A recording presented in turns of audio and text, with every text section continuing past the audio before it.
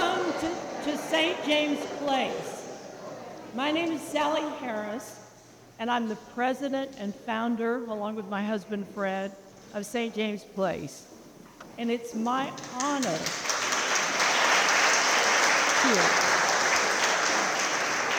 It is my great honor to have this event here and to welcome you. We are so grateful that you're here to celebrate this wonderful occasion. And what I wanted to convey to each of you is in 2008, the back wall behind this curtain, about 10 feet high, fell, part of it, and it fell on the rector's car and totaled her car, so it was a significant fall. After that, the building inspector condemned the building, and a chain link fence was around the building for quite a time while the congregation figured out what to do. The outcome of it was to turn it into a not-for-profit, St. James Place, that would be dedicated to uses in the community. It has phenomenal acoustics for music. So it had a history of that when it was a church. And that gave us the courage to venture forth with that concept, if you build it, will they come? So happily they have, and it's been a great thing, and I think we got a great architect that did a beautiful job. So we wanted to keep it as it was as a church, but with all the opportunities that a performance space would have. But I'm just here to welcome you. And it is my great honor, and it's so nice to be part of this. And I thank you all for coming.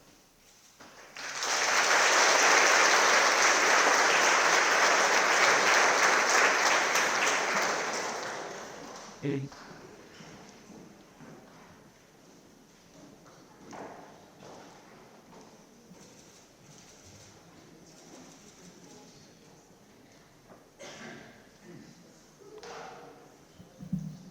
evening, everyone. Can you hear me? Great. I ask you all to repeat after me. Ashe. Ashe. Ashe. Happy Juneteenth. Let's get this program started.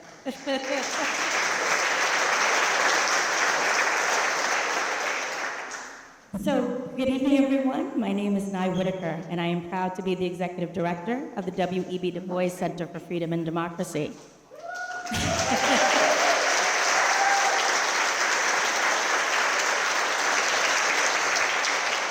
Thank you. I want to start off first by thanking Sally and Fred and Seth and everyone here at St. James Place for your amazing collaboration and partnership. We were here in February to celebrate Dr. Du Bois's birthday. We are back here today for Juneteenth.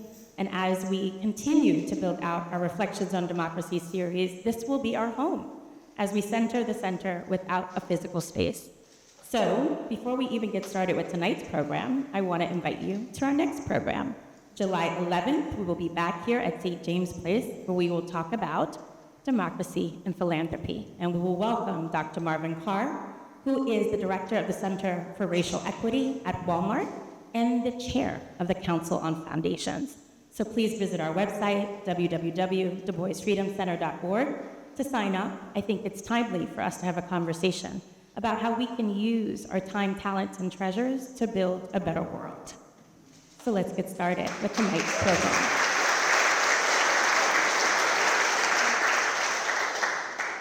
So it's not lost on me that we gather here on Juneteenth to have our first in our series on Reflections in Democracy.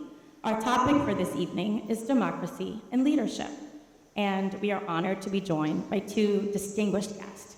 First, our inaugural visiting scholar on democracy, the Honorable Michael Alexander Blake.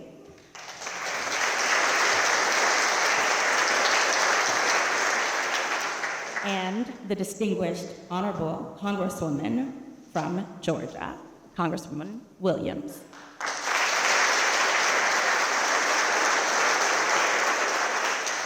I want to thank the board and all of our dedicated committee members for helping to make tonight possible, and to all of the donors, the volunteers, the supporters who've been working on the project of restoring and reimagining the Clinton AME Zion Church and repurposing it as the Du Bois Freedom Center, for all the work that you've done shepherding this project forward for well over a decade. I think all of you deserve a round of applause.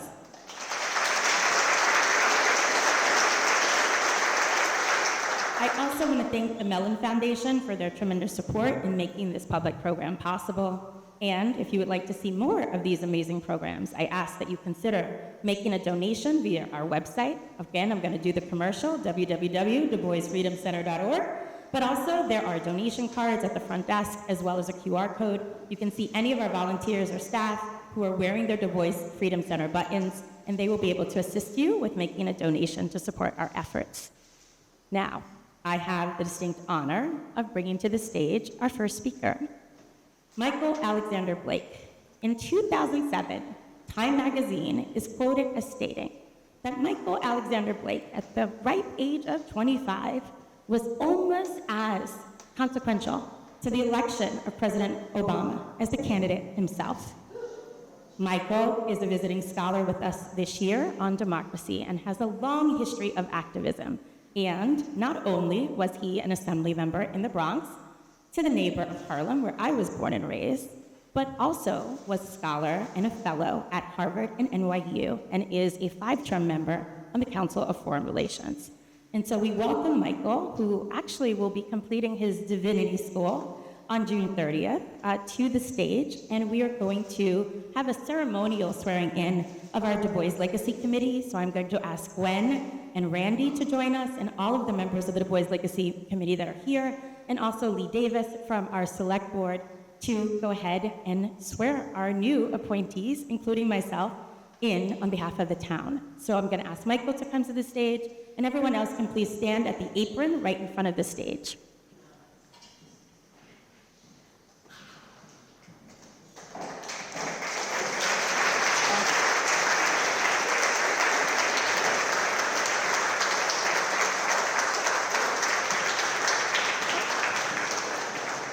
Do you want? Hi, everybody.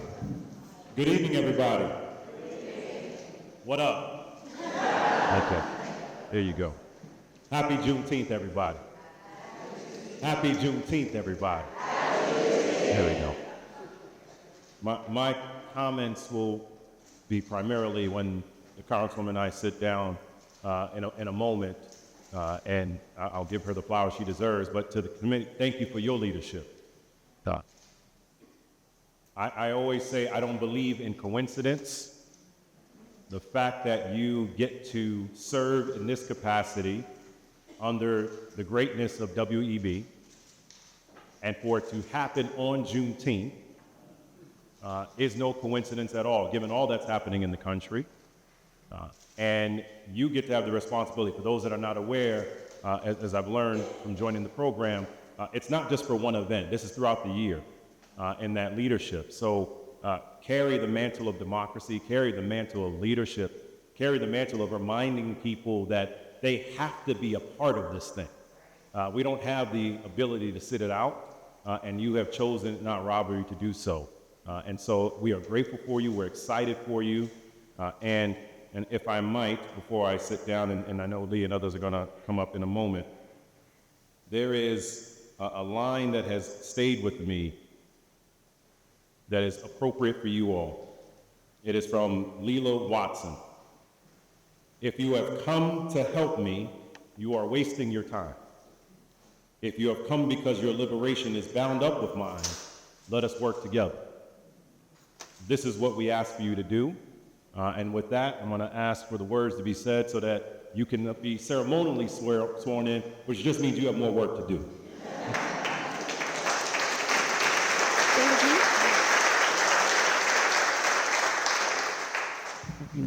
So we're going to do this as one collective group, and then we have some certificates for each of you. So I'm going to turn it over to Lee to read on behalf of the town the official swearing-in statement. It is such an honor to represent the town of Great Barrington as the vice chair of the select board, and also as a board member of St. James, and as someone that truly loves this town and appreciates this moment in time. And I'm so grateful and my heart is so full. So thank you all for coming, and I will do the honor of swearing in our committee, which I serve as a select board liaison. Do each of you solemnly swear or affirm that you will faithfully... Let's start that again. Let's start that again. Take two. Raise your hand. Would you all raise your hand, please? Do each of you solemnly swear or affirm that you will faithfully and impartially perform your duties as the Town of Great Barrington W.E.B. Du Bois Legacy Committee for the ensuing 2024 year to the best of your ability according to the code laws of the Town of Great Barrington and the laws of Massachusetts? We did.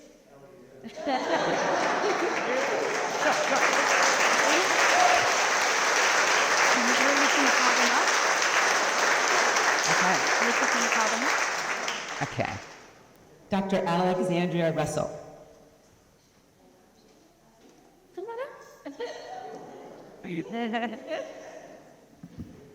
Ari Zorn.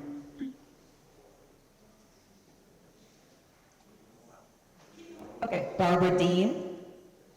Barbara here? Dina Fisher. She's double mic'd. Oh, she's double mic'd. Why is she double mic'd? Dubois Thomas. She's not talking. Gwendolyn Van Sant. Leah Reed. Lee Davis. Randy Weinstein. And Sarah Mugridge.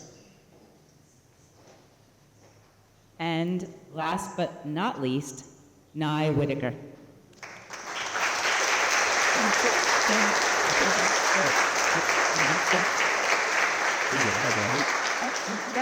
Thank you very much, and have a wonderful... Oh. Okay. Thyza Gills, she cannot be here today, and Tim Lecreche. I did. Oh, yes. Sarah, did you get yours? Sarah Mugridge? There you go. Thank you.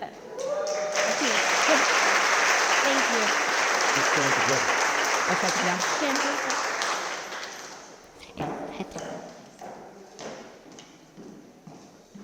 Bruce.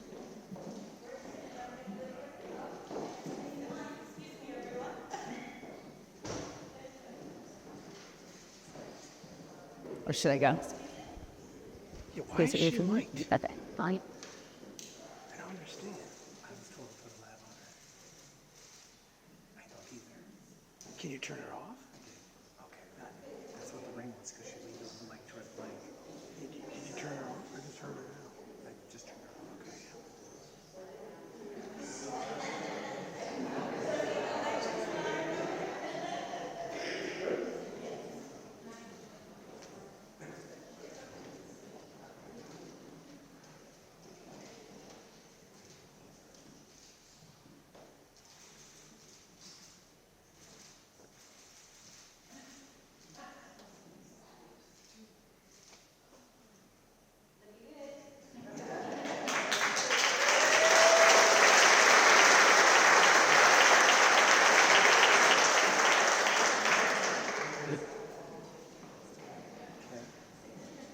Well,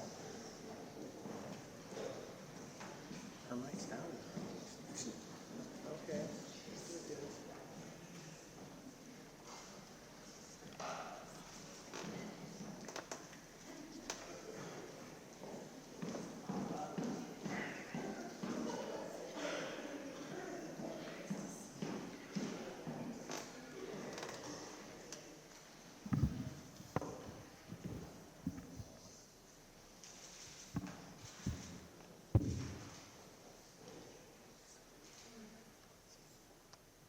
You watch TV regularly, and too often within the news, our conversations around politics and service are not inspiring right now. They will make you wonder why some of us have been crazy enough to run and to serve in this regard. But when you think about Congresswoman Nikema Williams and all that she embodies, in the same spirit we talked about for the committee, that it's not coincidental for what you do, it is not coincidental for her to be in this role at this time, and why we need to be supportive of her. Not only is she an incredible member of Congress, where she has the legacy of being in the seat to succeed the late, great Congressman John Lewis. She's also the chair of the Georgia Democratic Party, which there's just nothing happening in Georgia right now at all, right? You know, everything is real calm in Georgia. It's never on TV. Donald Trump absolutely loves Nikema Williams right now. I'm sure of that to that degree, right? Even prior to this, though, and what she was doing within the legislature, and before that with Planned Parenthood, she understands service. And for her to be our first is the perfect person to be that. When we're talking about democracy, you really can't talk about democracy if you're not talking about Georgia. You can't talk about democracy if you're not talking about Congresswoman Nikema Williams. So I'm going to ask her to come on up at this time to join us. Let's put our hands together for Congresswoman Nikema Williams, everybody.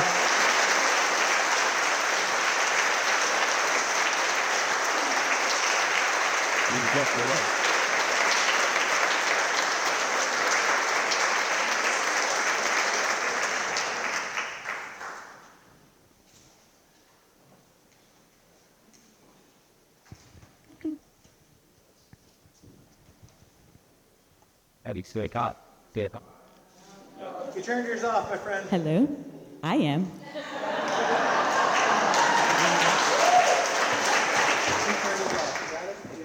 Why not tell me the brother like It's a switch. Switch. we get a whole Switch. mic check before we came up here. They told me both to say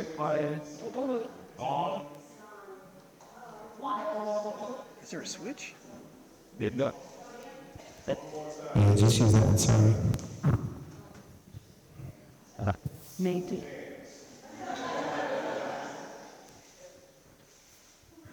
How about, there we go. There we go. In the name of Jesus. Right about now.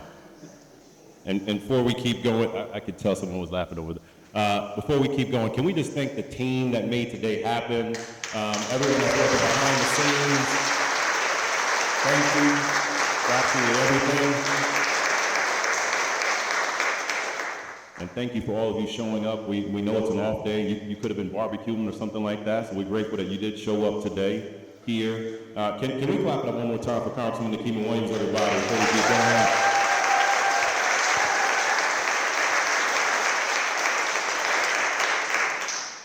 So, what up? I'm here. Do you hear? You hear? Wait, now is mine not? It's working. Yeah, am I good working?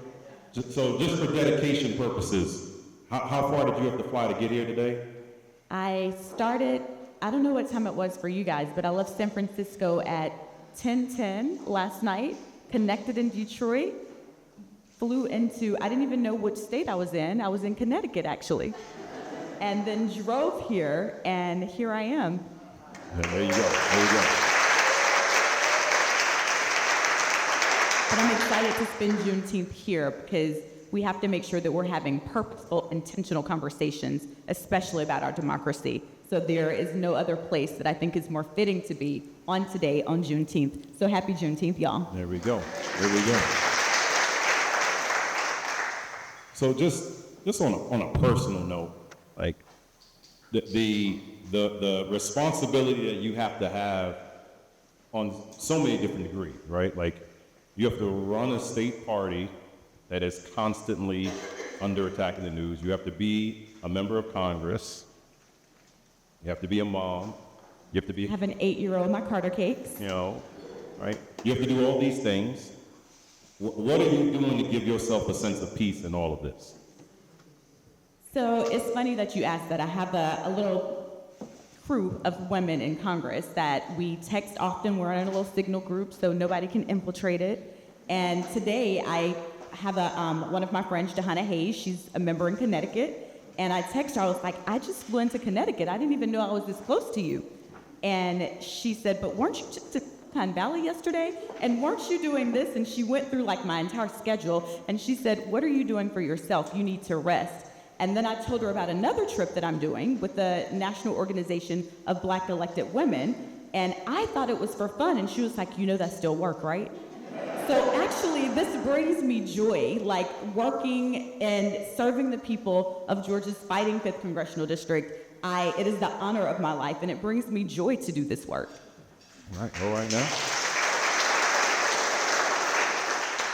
And in the midst of all that's happening, because things are so casual in the city of Atlanta, they're just hosting the first debate next week, that's all, just casual things for democracy right now.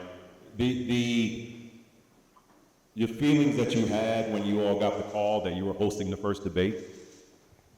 So we actually didn't get the call because CNN was still trying to work out the details, and I think the candidates kind of broke the news before it was actually agreed to. But just as many things in my life, you realize that you don't get to choose the moments choose you, and you have to rise to the occasion. Georgia continues to be the center of the political universe. I know a lot of you might have heard of our 2 history majority-making senators that are now serving, and we didn't think that was going to happen based on the trends in Georgia, but I knew the people in Georgia and the work that had been happening, and so all of this is coming full circle. Georgia is going to continue to step up. We have a resilient group of voters who are realizing that all of these years of so much happening around voter suppression and being in the South. I know we're here in Massachusetts, and I talk to my friends here, and I'm like, it is like a utopia. But come to the South, y'all, and things are a little bit different. But we are continuing to see people who got engaged, who are continuing to do this work because they realize that the power lies in the people, and they're using their voices, and we always expected to host a debate before the conversation even happened. And for context, everyone, the debate days obviously were changed. And one of the key reasons, which made a lot of sense, is that the second debate day would have happened after voting had started across the country, which kind of defeats the purpose there to that degree. But we're happy to host. Oh, I bet you are. With our little hometown news station, CNN.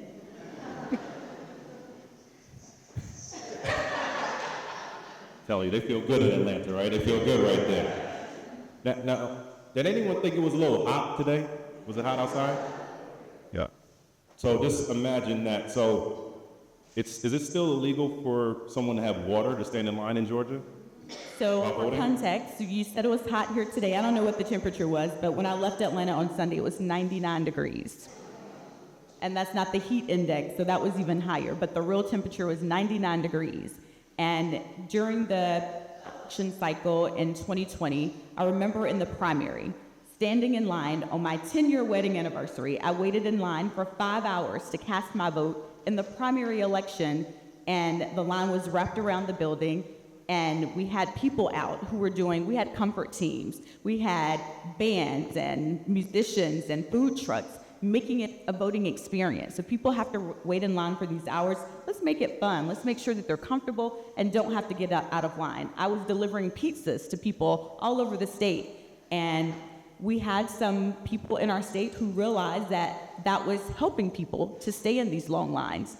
So new laws were passed, and there is currently a law on the books that it is illegal for, if you show up in Georgia to volunteer, you cannot hand out water to people standing in a long line in the South in the summer during our primaries. We just had our runoff elections yesterday. And it would be illegal, and you would be arrested if you handed out water in these lines.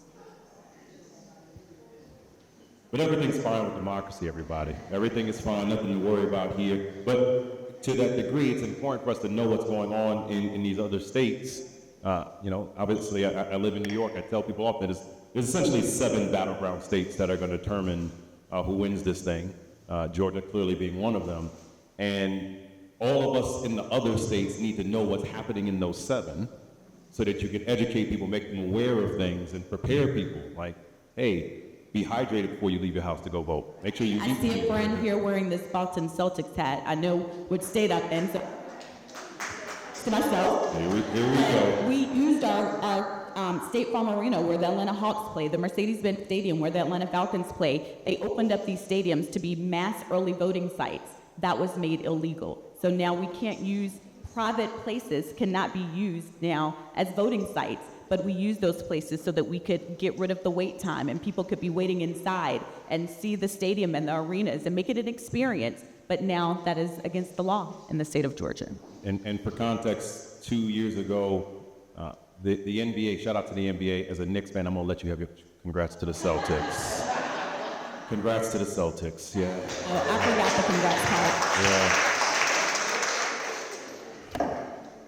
Fine. I have the Yankees though, so, yeah.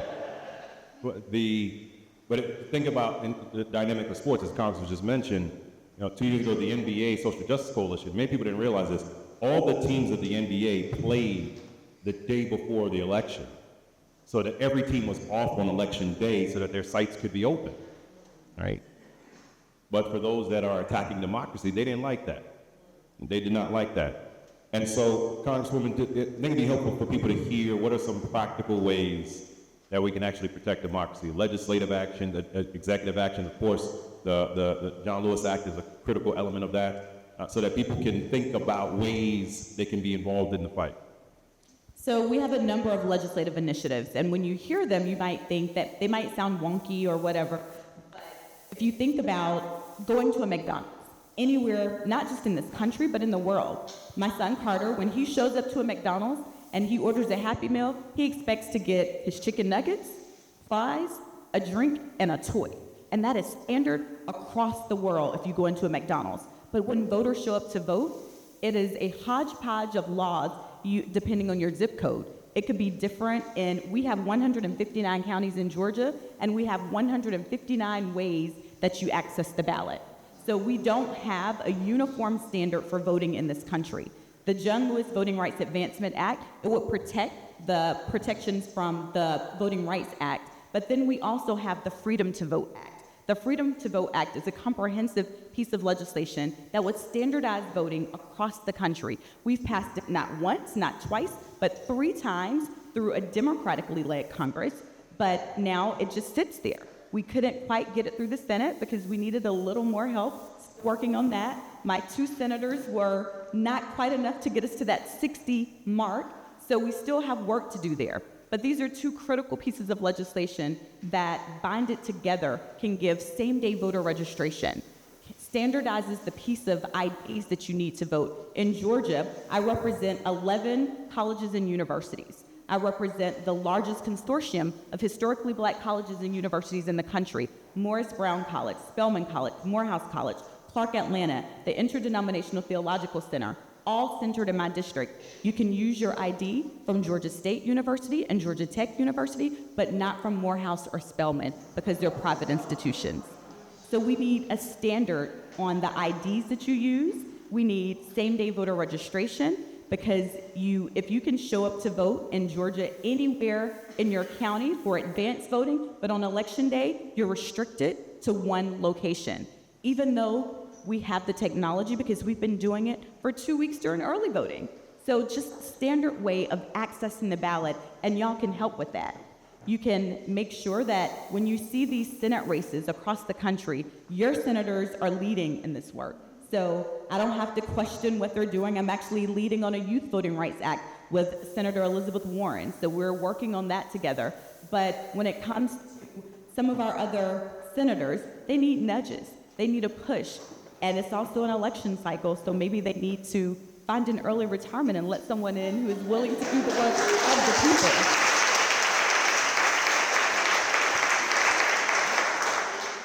That was a really delicate way of voting them out while we're in the church, but that was good. That was good. We appreciate that there. I didn't say who to vote for. Yeah, I understand. Find someone willing to represent the people. Hey, it's all good. Politics was in the Bible too. It's okay. We can do that too. It's all good, right? But to that degree, going back to where I started on a personal note, so it's important. I just want people to hear this. What day were you sworn in to Congress? So just a little context, I ran for re-election to the state senate in 2020. In June of 2020, fully thought I was returning to the state senate, and my mentor, my friend, and my congressman, the late Congressman John Lewis, passed away a month later. And back to those moments, choosing you not choosing the moment, I decided to step up and serve my community in Congress, and I ran for Congress in 2020. Got elected and was sworn in on January 3rd, 2021.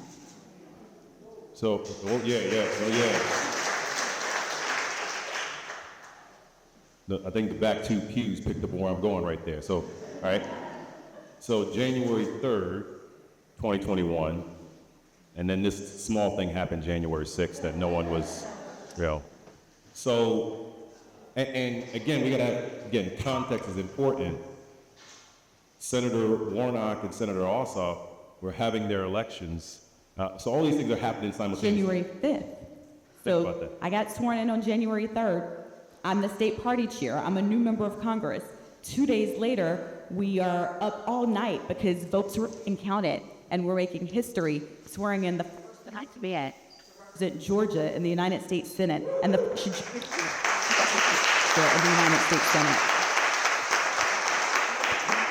And so I just want people to appreciate when you're watching from outside of Georgia, you're tracking the other counties itself, right? What county did you see you were like, okay, this is done? That people out from the outside wouldn't understand. Well, if you heard it on the news, they don't often pronounce it right. They say DeKalb. DeKalb County had not come in, and I had people texting me from everywhere. I think you were one of those people texting me. What'd I say? Are we gonna win this? Okay. But people were texting, trying to figure out, because so we heard a little earlier that Senator Warnock had clinched his race and he was going to win, but the verdict was still kind of out on John Ossoff's race. And we had 3 counties centered in Metro Atlanta: DeKalb County, Georgia, Fulton County, Georgia, and Clayton County, Georgia. And such a small world. I realized today that Nye, the executive director here at the Bois Center, her aunt was the county party chair in Clayton County, Georgia. I've known her for 20 years and just met Nye today. So leading the way on democracy issues, it's in your bloodline. So people were texting, and I knew all of these votes were still out in the district that I represented in Congress, the district that Congressman Lewis represented for 33 years.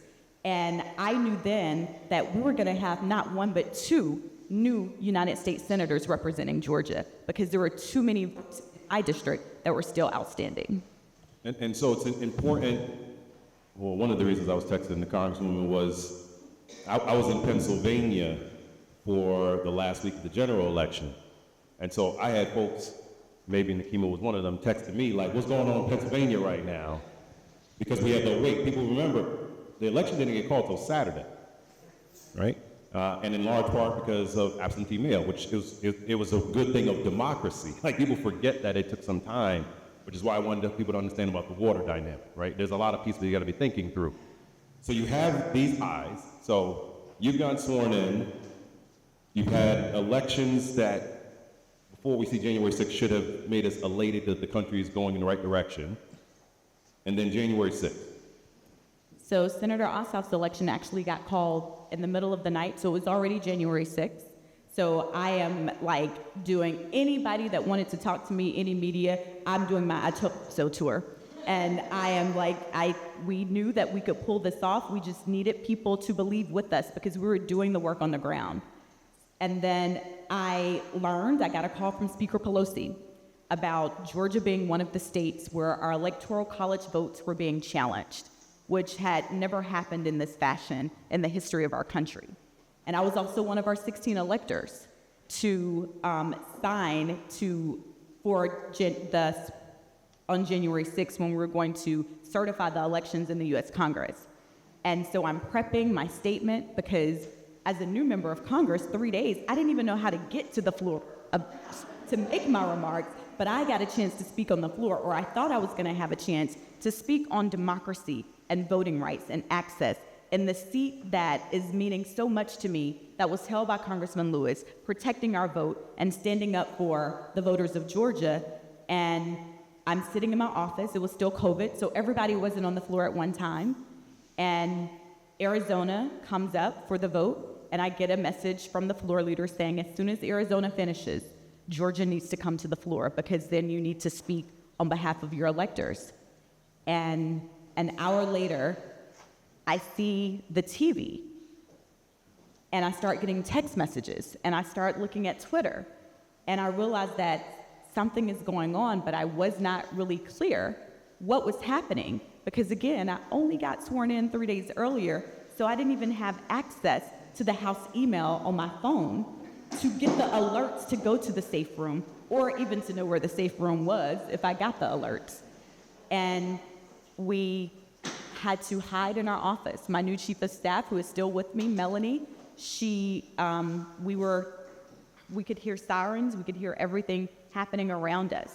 We locked the doors, turned off the location services on our phone, turned the volume off of the TV, put whatever furniture we could find in front of the doors, and hid in my office for hours until that night when the all clear was called.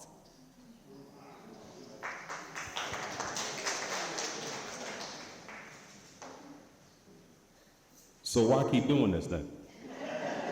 Well, as soon as the all clear was called, I went to the floor because we still didn't know what the posture was over Georgia, and I was determined to defend our votes.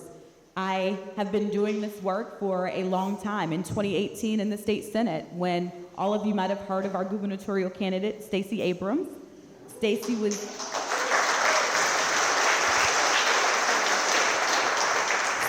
running for governor, and I was a state senator, showed up that day to do my job in November, thinking that I was there for a special session to get funding for the state for Hurricane Michael recovery. Heard some constituents were there to use their voice to stand up and protest that every vote should be counted. Showed up with them and ended up being arrested that day and taken out of the state capitol in handcuffs and jailed for standing with my constituents, demanding that every vote be counted. So I was not willing to allow them to silence me because I understood that that's what the intent was, to put fear in me, to get me to a point where I could fear for my family's safety, my safety, or even the embarrassment of taking me out of the state capitol in handcuffs and taking me to jail for standing up with my constituents when they wanted their voices to be heard. So this was something that I fully understood that I was going to get a lot of backlash from, but I understand the stakes. As a black woman in the South, I grew up in rural Alabama, live in Georgia now, and I understand the struggles of so many people that came before me, so many people who made it possible for me to serve in this body. And I remember a conversation, my great aunt, Autherine Lucy Foster, she integrated the University of Alabama in 1956, and I was sitting with her just 3 years ago, and we were asking her, why did she do it? There were mobs that met her on campus. She was expelled from school just because she wanted to get an education, and they expelled her because they said she brought violence to the campus just by being there. And I asked her, why did she do it? And she understood that somebody had to open up the door for everybody else. And I understand that I might be the first person to do things, but I refuse to be the last.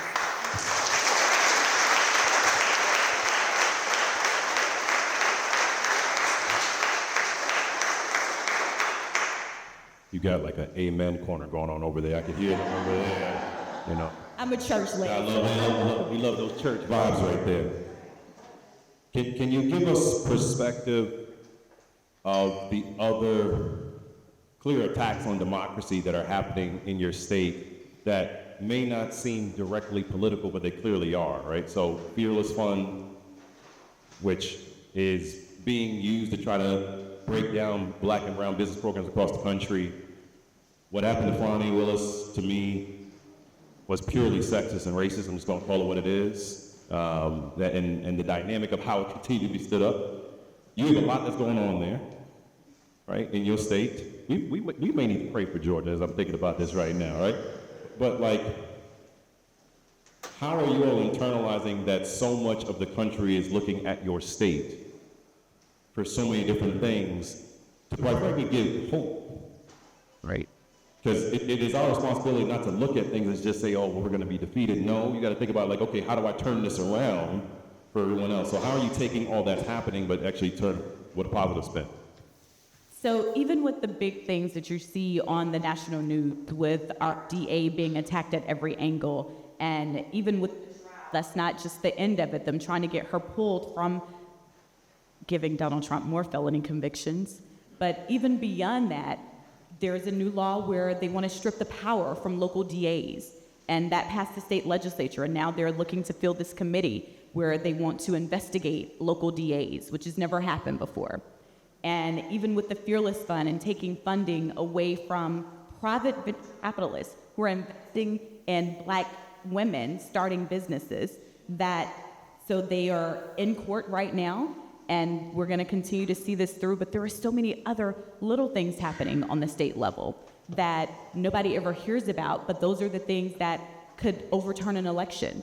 Just 2 weeks ago, I represent Fulton County, where we have 2 Democrats that are appointed by the local Democratic Party to the Board of Elections.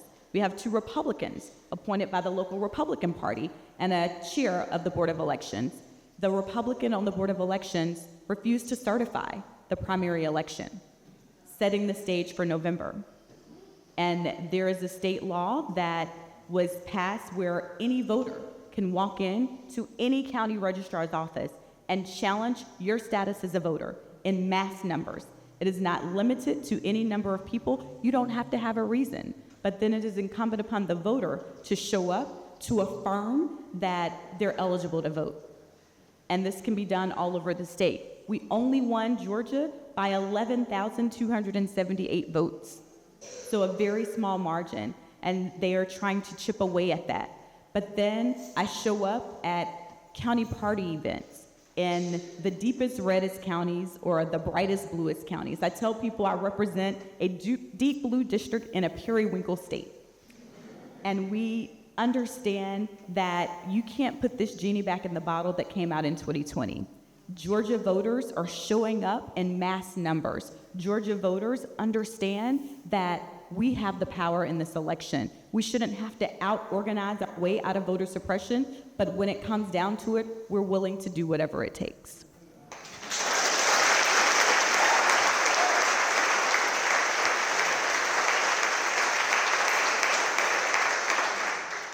For the protections of democracy, there are systems that have to be put in place to actually ensure that. It would be very helpful and insightful to learn from a congressional standpoint, what are happening, especially from technology in that degree, and then from a state party standpoint, like what are the ways that you're putting in better safeguards for the guardrails of democracy, as you're talking through right now, like the notion that anyone can just walk up and challenge, by itself not only creates chaos on that day, it creates fear for someone that could be that first-time voter, like, you know what, I'm not really sure if I'm trying to do this thing, which is exactly the intent of all this, right?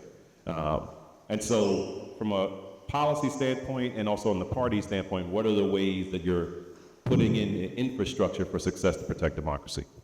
So in Georgia, in 2019, I was elected as the chairwoman of the Democratic Party of Georgia, the first Black woman to ever hold that position. And I don't take it lightly. We instituted the very first full-time voter protection program of any state party in the country. So this is a full-time program, and we're growing that program. It has continued since 2019, and last month I spoke with a group of over 300 volunteer attorneys who are volunteering their time to the state of Georgia to help us with some of these voter challenges, because voters shouldn't have to hire an attorney to show up with them to prove their right to vote. So we are growing our voter protection program, which is the best thing that we could have ever done. We are sending attorneys across the state to make sure that when these hearings are happening in one of our 159 counties, voters have some assurance that they're not right, and they have the legal expertise on their side. So if you know of any attorneys that want to volunteer their time, I got a place for them. Let me know. But that is the biggest thing that we can do, is assuring people that when we tell you and ask you to show up to cast your ballot, that it'll be counted. And that's what we're focusing on, because we know that in a battleground state, we are battleground Georgia, that every vote matters, and we have to make sure that we are not taking anything for granted. And that's why we are working so hard to protect every vote. Then how are you all going about as well around protecting, data and your systems? Because, misinformation and disinformation, which are different things, are consistently happening. And you are a state where the world literally is watching what's happening. So how are you protecting the data to safeguard that as well? So we also have the privilege of being connected to the DNC. You served as a vice chair on the DNC, and we are very grateful for the support that, and I will be honest, Georgia has not always gotten. But this is something we're not allowed to go to the outside sources anymore to do the things that the Secretary of State should be doing. Things that should be commonplace, nonpartisan for every voter, regardless of who you're showing up to vote for.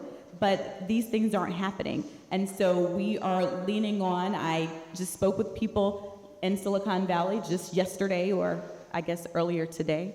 I don't know what time it is or day it is anymore, but leaning on our friends in the private sector to lend their expertise, because regardless of if you thought you were into politics or not into politics, politics is into you. And it is deciding everything that we do. All of our freedoms are on the line. And so we are leaning on so many people to stand up and help us in this fight to save our democracy. Congressman Lewis told us that the fight for democracy is not for a day, a year, a month. It is for a lifetime, a struggle of a lifetime. So we have to continue to do this work. It wasn't just about 2018 when Stacey Abrams was on the ballot. It wasn't just about 2020 when we had 2 U.S. senators on the ballot, or 2022 when we needed to re-elect Senator Warnock. He was on the ballot a lot, y'all. But this is an ongoing continuation so that we can preserve our democracy for the next generation.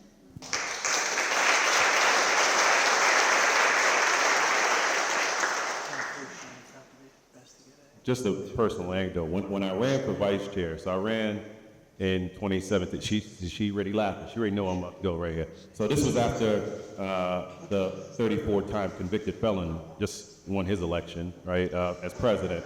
And so I decided to run for leadership of the DNC. And so you actually have to campaign across the world, because it's not just here in the States. We have Democrats abroad everywhere, right?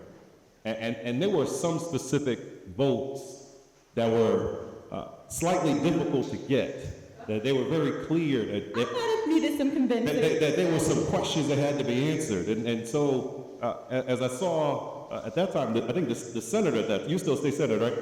I was like, Senator, I'm trying to run for DNC vice chair. First time, she walked away.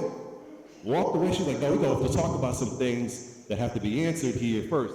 I was like, oh man, I got to put in the work to get this vote right here. And I waited to the end of the meeting, and I was like, Senator, and I need your vote because I know you can put these other votes right here. And I'll say this, when now the Congresswoman said that she was on board, literally the rest of the delegation in Georgia, she was like, this is what we're doing, right? And there was one person, not gonna say his name, she knew who I'm talking about, who was acting up, and she said to him, why would we not vote for him? So I want to give my flowers to her, right? Yeah. She made me work for that vote right there. I was like, I'm just trying to help this party right now. She's not, you. I was tired of the South being left out of the conversation, and I understood that if I'm to invest in states like Georgia, that we could be a part of this national conversation to stand up and make sure that are delivering for the people. And I had to make sure that he was a part of this we were doing. I mean, over here from New York, and I'm like, I don't know about that. Here we go. That we had someone in place who was truly going to recognize the voices and the power of so many people who have been left out and left behind in the political conversation. some will say this is an alpha, Alpha Phi Alpha Fraternity Incorporated is a non-pledge and non-hazing organization. But Nikema was hazing me for that vote that day, and she knows exactly what I mean. Thank you.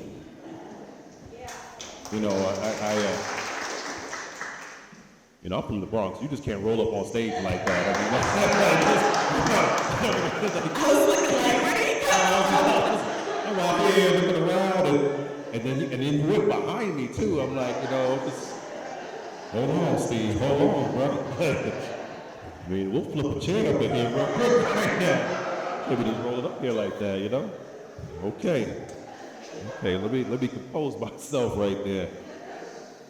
So we are here in the environment of one of the greatest minds ever, WB, and the framing of all that he stood for. And the last time I was up here, I took the time to go by his original site, and then when you take the walk on the trail, which really, it draws you in, because there's so many quotes about democracy that he said at that time, which is helpful. And this past weekend, as we're thinking about Juneteenth, I was down in Tulsa, the site of the race massacre, and was able to be at Vernon AME, which many people know. Vernon AME is the only church that did not burn on that street in Greenwood, and it's the only one that is black owned. And the reason why it didn't burn is because Reverend Hill, this is a quick little history lesson right now, the original Vernon AME was built out of wood. When he built the new church, he decided to make it double brick. That was before the fires. And because it was double brick in the foundation, the fire actually couldn't get inside. So when you look at the history of Tulsa and they talk about go to Vernon, that's the place of refuge. They actually have a room that's called the refuge room. So I say that to say, in the spirit of where we're at right now, it'd be helpful to hear any reflections that you have had about, WEB and what he has meant to you, and quotes that have guided you and what keeps you in this regard. Yeah, and I want to get this right. So I thought about this a lot in my many hours trying to get here yesterday. And I think about the moment that we're in this country and how history has a funny way of repeating itself. And where we are at this moment in time, what we're seeing in our news, what we're seeing in not just states like Georgia, but we're seeing with our freedoms on the line, not just for voting rights, but literally for every freedom that we can think of. And this quote is something that stuck with me. And I hope that you will embody this as we look towards the next 5 months and the work that is before us. Now is the accepted time, not tomorrow, not some more convenient season. It is today that our best work can be done. We all have an obligation to step up, and as Congressman Lewis would say, find a way to get in the way and make good trouble necessary trouble.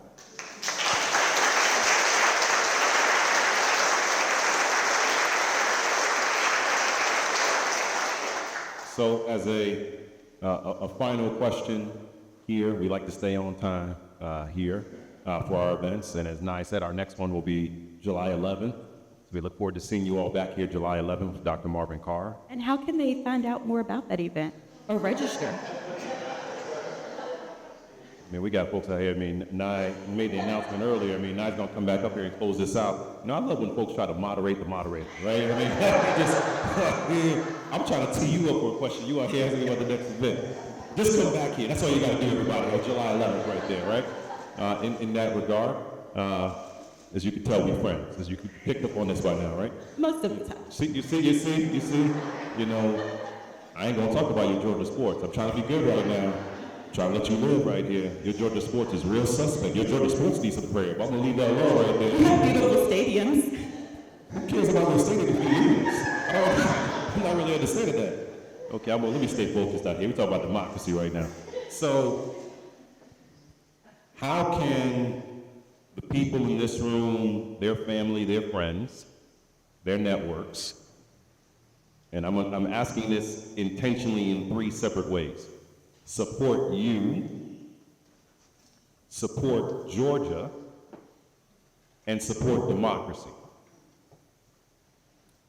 So I know you asked this intentionally in 3 different ways, but I actually think it's one and the same.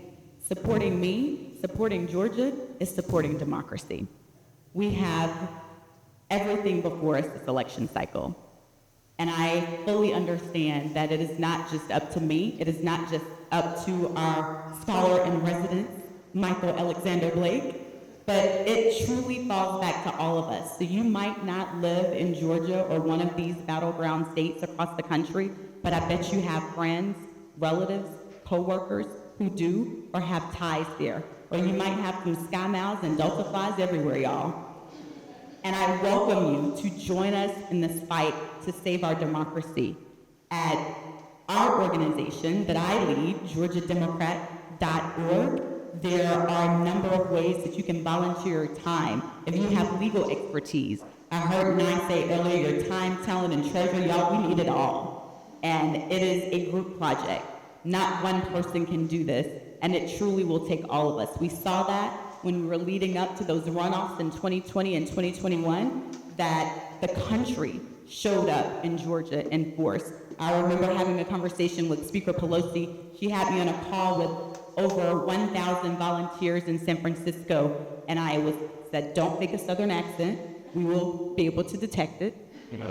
And if they ask you where you're from, sometimes we get a little persnickety about, people coming in trying to tell us how to change our way of life in the South. But just tell them Cousin Nikema sent you, and it'll all be well. So I welcome you to join me in this fight to save our democracy. NikemaWilliams.com can get you more information. GeorgiaDemocrat.org can get you connected, and we will plug you into the team because it truly will take all of us to do this work. And by evidence of you being here today to support the work of this center, I know that I can count you all as co-conspirators for justice as we do this together.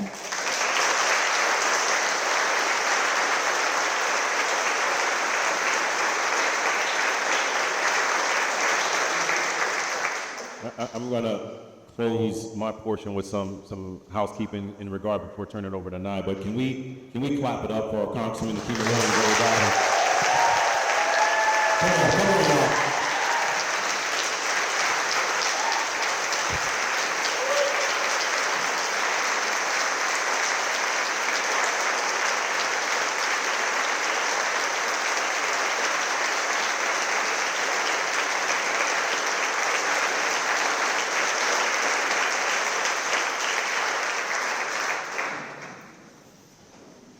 You can follow her on X. I still want to say Twitter, but you can follow her on X at Rep Nikema and also Nikema Williams. So because there's 2 different ones out here. You got more? And that's Nikema. I mean, y'all so fly. Y'all know how to spell her name by now. I mean, come on, y'all. But Nikema Williams and or Rep Nikema. So you can follow both the work she's doing as a congressional member, but also on the Georgia Democratic Party side. That's number 1. Number 2, we talked about it earlier. There is a slightly critical debate happening next Thursday. We should all be encouraging everyone we know to watch and to be supportive of the work they have. Post the debate watch party. We have a nifty little toolkit with bingo and everything to keep your friends and family engaged as you watch the debate with us, because we really have to elevate the conversation around the contrast that is on the ballot this November. And regardless of how you may feel, partisan affiliation aside, I'm making this comment from a timeline perspective. You get past next week, 2 weeks after is a sentencing day, and then 4 days after that is the Republican convention. So we truly don't know what other debates and forums and conversations happen after next Thursday. So it is essential so that people can watch and to go and host these watch parties and get the information out what's happening there. Thereafter, in August, she'll be slightly busy because we have the Democratic National Convention happening in Chicago. I think there are 7 black women chairs now of state parties. I'm trying to think of the numbers. 7, yes. So across the country, and several critical states, Michigan being another one with LaVar Barnes. And so be mindful of Nevada as well, another Wow, that's right. So be mindful of what's coming that week, of ways to, again, be supportive of the work, even when she is not here. And then lastly, we're just grateful for you all for showing up on Juneteenth. It is important that we remind people of our history. I spend a lot of time, some of y'all heard me saying this earlier, I've been texting with my niece constantly because she's telling me I better show up for her graduation Friday morning. I was like, don't worry, baby girl, I'll be there. Don't worry right there. But many people don't understand. They think Emancipation Proclamation is when freedom happened. That's not the case. The next piece was Watch Night. There's a reason why we have Watch Night services in Black church, because they were waiting for the clock to strike midnight for New Year. We have Juneteenth because of how long it took to get to Galveston, Texas. And so freedom was literally delayed, but freedom cannot be denied. And so we thank you all for being here. And ask the national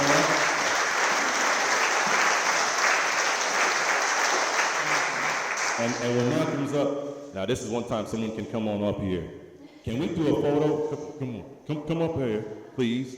Let's get a photo of this good-looking crowd out here. Come on, you know. Look at them. Now, if you were supposed to be somewhere at this point, when this picture gets taken, you better think about some things. All right, I'm just trying to help you out right now. If you were supposed to be in Bible study or something, think about it right now. Okay? You good? You taking a photo too? All right.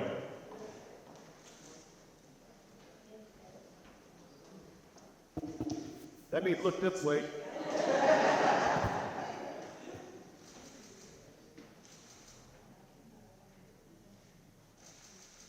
Hold on, you too? Come on. It's all right, come on. Oh, we get the selfie action? Then we'll be real blocks, right? Hold on. Don't worry about put the time back. They yell at me when I touch things out here right there.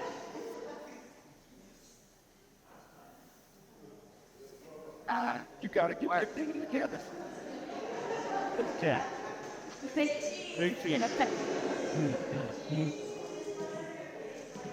It's not, trust me.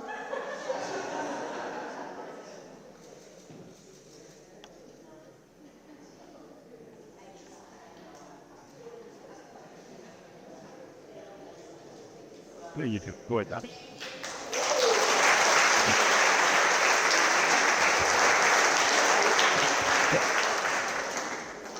Thank you, everyone, for joining us for our first in our Reflections on Democracy series. I hope you've enjoyed my colleagues and friends coming here to share Juneteenth with us. But also, most importantly, I hope you take a moment to read the Du Bois quote that we've chosen to center our work this year. It is a reflection on democracy and his vision for all of us and for our future. But it's a future that takes each and every one of us to make it a reality. I have a saying in my work. I've had the pleasure of working with Brother Blake before. If you're not at the table, you're on the menu. So it's up to us. It's up to us to save our sanity, our humanity, and our democracy. I bid you all good night. Happy Juneteenth. Ashe.